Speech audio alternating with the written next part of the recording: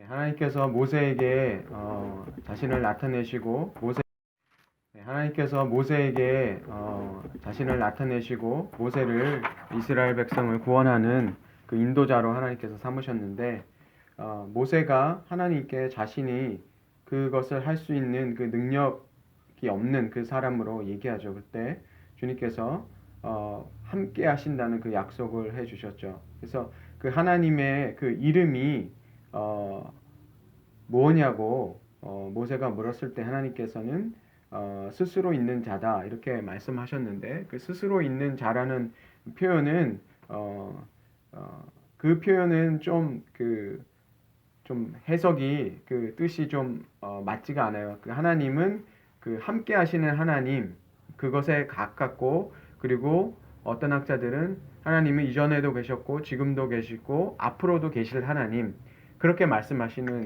그 뜻이 거기에 담겨 있다 그랬죠. 하나님은 그냥 스스로 있는 그런 하나님이 아니라 하나님은 함께 하시고 또 그 이전도 지금도 앞으로도 계실 그런 그 하나님으로 해석하는 것이 더 정확한 해석이라고 볼 수 있어요. 예. 그런데 그 하나님이 그 모세를 보내셨지만 모세가 확신이 없죠. 그래서 그들이 믿지 않을 것이다라는 말을 해요. 그때 왜냐하면 모세가 40년 전에 자기가 그 백성들을 인도하기 위해서 뭔가 했을 때 그 백성들이 자기를 지지해 준 게 아니라 오히려 그 사람들로부터 배척을 당하잖아요. 그래서 도망자가 된 그 충격이 있는 것 같아요. 그래서 모세가 그렇게 어떤 증거를 보여주셔야 된다 했을 때 주님께서 그 모세에게 그 손에 있는 그 지팡이를 던지라고 하시죠. 그때 그 던졌을 때 그게 뱀이 되죠. 그러니까 그 모세도 예상치 못했던 거잖아요. 뱀이 될 줄은 몰랐고 그러니까 모세가 어떻게 합니까? 그 뱀 앞에서 피하잖아요.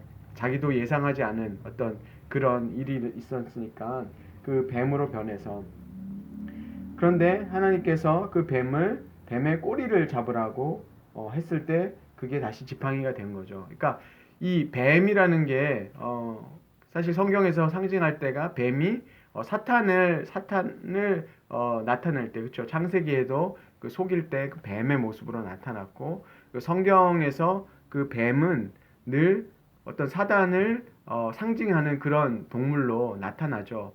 그래서 지금 하나님께서 모세의 지팡이를 던져서 그것을 뱀을 되게 하신 것은 그리고 그 뱀을 꼬리를 잡았을 때 그 뱀이 다시 지팡이로 되는 것은 바로 하나님께서 그 사단의 권세를 통치하시고 다스리신다는 것을 사실은 보여주시는 것 같아요. 예. 이 뱀이 또 이 바로가 이 목에 이 그 관으로 쓰고 있었던 그 동물이 뭐였냐면 뱀이었다고 하죠.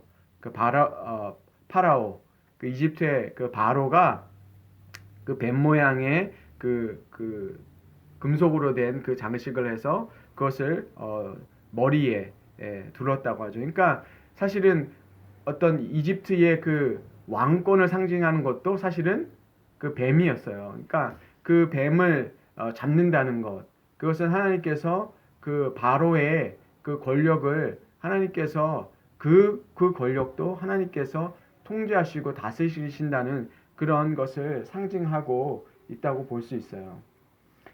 그리고 하나님께서 그래서 자신이 아브람과 이삭과 야곱의 하나님이라는 것을 이것을 통해서 나타내신 거죠. 그러니까 그 아브람과 이삭과 야곱을 통해서 주신 하나님의 그 약속은 바로 이 땅에 그 악의 권세를 무너뜨리고 그렇죠. 하나님의 나라, 하나님의 백성을 일으켜 세우시는 거잖아요. 그게 하나님의 언약이었잖아요. 바로 그렇게 하실 것을 이 지팡이가 뱀으로 변하는 그것을 통해서 하나님께서 그 그림을 보여주셨다고 볼 수 있어요. 결국은 하나님께서 그 악을 다스리시고 하나님께서 그것까지도 하나님께서 통치하신다는 것을 볼 수 있죠. 그래서 욥기에 보면 그 사단도 누구 말을 듣습니까? 하나님의 말을 듣잖아요. 하나님의 허락 없이는 할 수 없어요. 그러니까 이 역사를 움직이실 때 하나님께서 그 사단도 통치하신다는 것을 우리가 볼 수 있어요.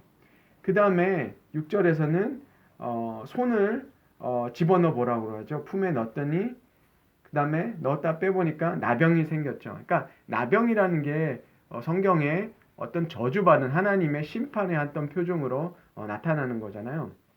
심판의 어떤 그 결과로 생긴 게 그 나병이었죠.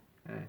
미리암이 나중에 그 모세를 그 비판하고 그쵸 이방 여인하고 결혼한 것을 했을 때 어떻게 됩니까? 예, 이 나병에 걸리잖아요. 예. 하나의 심판, 어떤 저주를 상징하는 병이거든요. 그럴 때 또 다시 손에 넣었을 때 그것이 어떻게 됩니까? 온전하게 되잖아요. 그러니까 이 하나님께서 그 심판하고 저주하시는 하나님이고 또 그 생명을 주관하시는 하나님이라는 것을 그 모세에게 보여주신 거죠. 그 짧은 사이에. 예. 그리고 그 표적도 믿지 않거든 마지막 세 번째 사인을 주시는데 나일강의 물을 떠다가 땅에다 부면 그것이 피가 되리라 이렇게 말씀하셨는데 사실은 이게 어떻게 나타났냐면 모세가 그 지팡이로 나일강을 칠 때 그 강이 뭐로 변하죠? 피로 변하잖아요. 근데 이 나일강이 그 이집트 사람들이 오시리스라는 그 신을 섬기고 있었는데 그 신이 준 선물 그게 나일강이었어요. 그러니까 그 신의 어떤 축복, 그렇죠? 나일강을 통해서 모든 그 농사를 짓고 그 풍요가 오기 때문에 그 이 이집트 사람들한테는 이 나일강이 신성한 강이었던 거죠. 인도에 또 그런 강이 있잖아요. 그 강에서 그 사람들이 씻고 거기에 그것으로 물 자체는 더럽지만 그 사람들은 거기에 그 종교적인 의미를 담고 거기서 씻는단 말이에요. 그리고 어떻게 합니까? 사람이 죽으면 태워서 그 강으로 그 사람의 그 죽은 태우고 난 죄를 거기다가 붓거든요. 그러니까 거기에 그러니까 그 물 자체를 신성하게 생각하는 거예요. 그 강이. 근데 이집트 사람에게도 이 강이 그렇게 신성한 강이었다는 거죠. 공주가 거기 와서 목욕을 했던 이유도 그런 이유가 있는 거죠. 종교적인 의미를 담고 있는 거예요. 뭐 씻을 물이 없어가지고 나와서 씻겠습니까? 궁궐에서 씻으면 되지. 그런 의미가 아니라 어떤 제의적인 어떤 종교적인 어떤 그런 의미를 담고 있었던 거예요. 그런데 그 이집트의 그 오시리스 그 신이 준 그 나일강이라고 하는 그 강도 하나님께서 바로 그것을 심판하시죠. 그러니까 이집트의 그 모든 그 신들을 하나님께서 심판하시는 그 전능하신 하나님이라는 것을 하나님께서 보여주시는 거예요. 그러니까 이집트에서 그 모세를 통해서 그 계속해서 그 10가지 심판을 하잖아요. 근데 그 심판의 그 하나하나가 뭐냐면 이집트가 믿는 그 신들하고 다 연관이 되어 있는 거예요. 그 모든 신하고 연관이 되어 있는 거예요. 그러니까 하나님이 그 이집트 사람들이 믿었던 신들을 다 심판하는 그런 것을 나타내 주시는 건데 이 첫 번째 이 나일강이 가장 눈에 보이게 그죠? 가장 자기들이 섬기고 중요하게 생각했던 그 나일강도 하나님께서 바로 심판하시는 그 모습을 볼 수 있어요. 그러니까 피로 심판한다는 거죠. 결국은 그 6월절도 결국은 피로 심판하시는 거잖아요. 예, 그런 걸 볼 수 있어요. 그런데도 모세가 믿지 않죠. 그 세 가지 사인을 말씀해 주셨는데도 보여주셨는데도 모세가 뭐라고 합니까? 자기는 말을 하지 못하니까 보낼 사람이 있으면 다른 사람을 보내라라고 얘기하시죠. 얘기를 하니까 하나님께서 12절에 보면 내가 내 입과 함께 있어서 할 말을 가르치라. 하나님께서 하실 말을 그 입에 두실 테니까 순종하라는데도 그렇게도 모세는 그 받아들이지 않죠. 그래서 보낼 만한 사람을 보내라 이렇게 얘기하니까 하나님께서 화를 내시고 그 형 아론을 통해서 그 말을 전하겠다라고 얘기하시는 걸 볼 수 있습니다. 그러니까 눈에 보이는 어떤 그런 사인을 받아도 이게 잘 안 믿는 거예요. 근데 더 문제는 뭡니까? 자기 자신에게 있는 거예요. 예. 눈에 보이는 어떤 그런 사인이 믿음을 줄 수 있을 것 같지만요. 사실은 그렇지가 않아요. 자기 자신에게 그러니까 밖에 눈에 보이는 어떤 그런 하나님의 증거보다 정말 문제는 뭐냐면 우리 자신이 하나님을 못 믿는 믿음이 제일 큰 문제예요. 그래서 우리가 어떤 것을 해도 이게 믿음으로 되지 않아요. 하나님이 함께 하신다는 것. 예. 그러니까 보세요. 눈에 보이는 어떤 사인을 우리가 어떤 경험하는 것으로 그렇게 하나님을 믿는다는 게 우리가 기도하죠. 어떤 사람이 어떤 하나님의 놀라운 증거를 보고 믿게 해주세요. 물론 그렇게 해서 믿는 분들도 있지만 제가 경험한 거는 별로 그렇게 해가지고 그 하나님을 믿는 사람들이 많을 것 같잖아요. 그런데 그렇지가 않더라고요. 자기가 경험해도요, 안 믿어요. 근데 그것보다 더 심각한 게 뭐냐면 자기 안에 있는 하나님을 믿는 그 불신앙이 있는 거죠. 이 모세에게 있는 것도 바로 이 불신앙인 거예요. 그것 때문에 그래요. 이거는 능력의 문제가 아니라 하나님을 못 믿는 거죠. 사실은. 예. 그러니까 모세가 대단해서 이것을 보면 모세가 대단해서 하나님이 쓰시는 게 아니라는 걸 알 수 있겠죠. 하나님이 원래 그 스펙으로 치면 이집트의 왕자 있을 때 쓰는 게 맞죠. 그렇지만 하나님이 모세를 쓰시는 것은 그런 것이 아니라는 것을 알 수 있어요.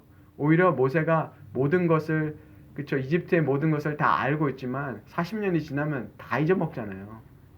공부해서 졸업하면 한 달 만에 한 달도 안 돼요. 다 잊어먹어요. 사실은 시험 보면서 다 잊어먹고 사람은 배운 거 다 잊어먹게 돼 있어요.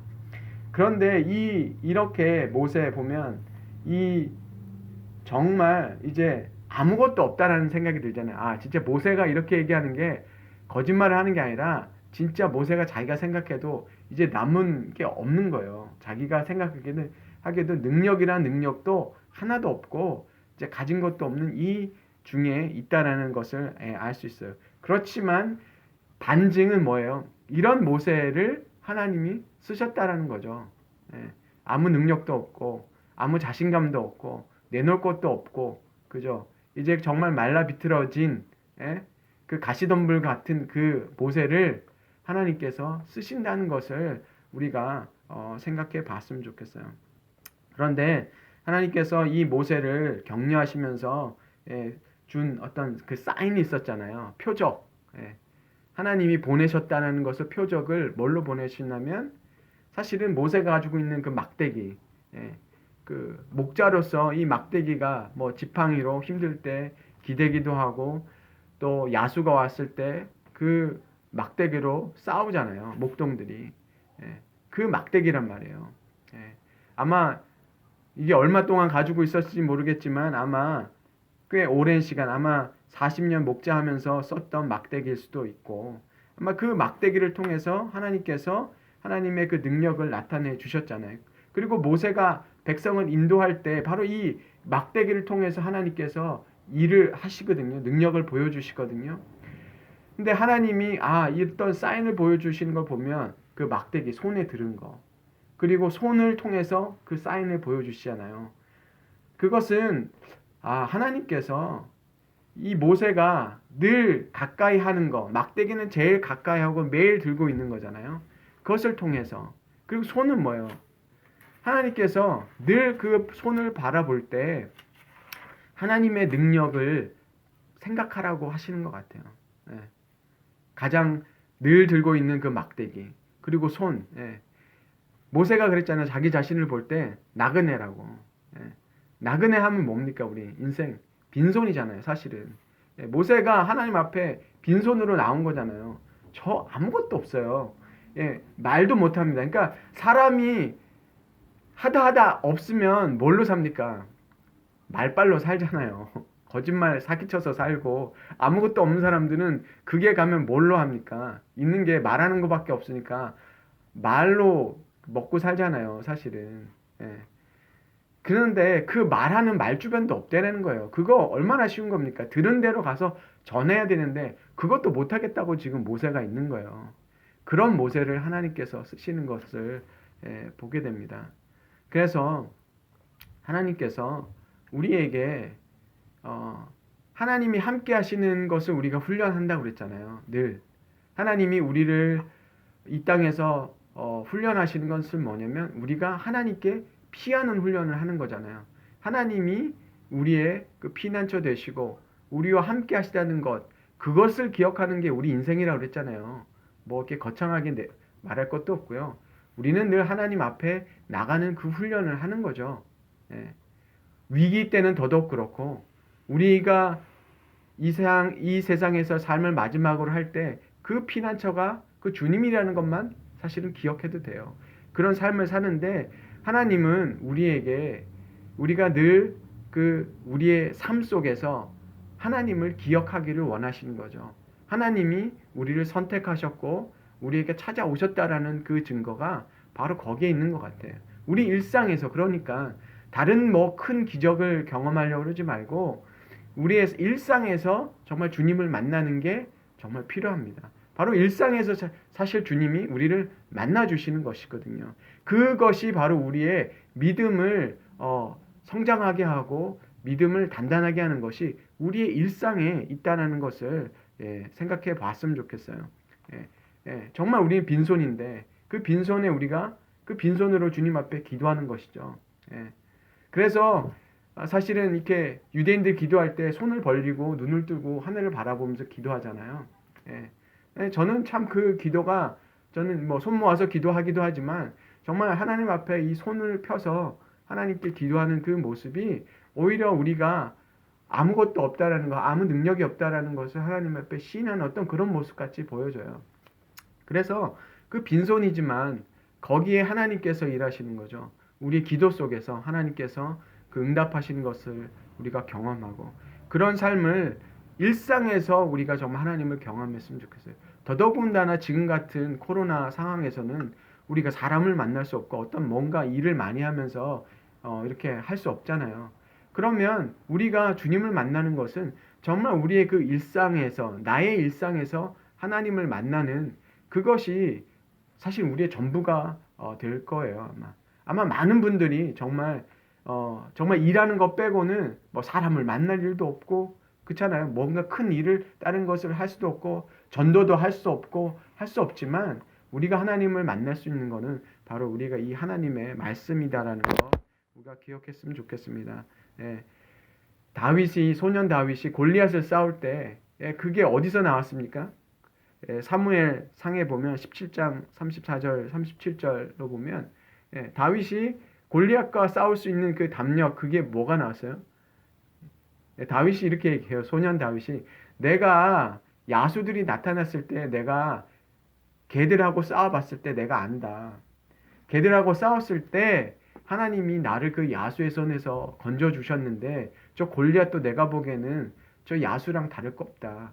그 하나님이 나를 건져주셨다면 쟤도 더구나 하나님을 욕하는 쟤는 그냥 하나님께서 치셨기 때문에 나는 그 도구로 가서 나는 싸울 거다. 그 얘기를 하잖아요. 그러니까 그런 일상에서 하나님을 만나는 거. 뭐 학생은 그 공부하는 데서 사실은 하나님을 만나고요. 제 경험에서도 공부할 때, 뭐 페이퍼를 쓸 때, 지혜 구할 때 하나님이 주시는 지혜가 있거든요. 그렇죠? 살림하는 분들은 살림 속에서 하나님 만나는 거죠. 그런 하나님이 우리에게 정말 우리에게 믿음을 견고하게 한다는 거죠. 우리의 삶 속에서 일상에서 마치 모세가 하는 그 손에 하나님의 능력을 보여주시고 있던 것처럼 정말 우리가 늘 잡고 살아가는 모세 지팡이 자기 생업 아닙니까? 생업.